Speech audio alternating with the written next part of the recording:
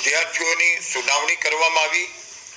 વિદ્યાર્થીઓને જોડે બેસાડીને એમને સીસીટીવીના ફૂટેજ બતાડવામાં આવ્યા અને એ લોકોએ પણ આ આખી પ્રક્રિયામાં પોતાના 10 મોબાઈલ એ અમને સુપરત કર્યા છે અને આ મોબાઈલનું પૃથ્થકરણ કરીને આ આખા અમે આ સ્થિતિ સુધી આજે નિષ્કર્ષ સુધી પહોંચ્યા છીએ અને બાકીના મુદ્દાઓ મેં જેમ એસઆઈટીનો ઘણો વિસ્તૃત અહેવાલ છે પણ જે પ્રાથમિક આજે અમારી પ્રથમ 10મી ચર્ચા થઈ એ આપ સૌના સમક્ષ મૂકી છે।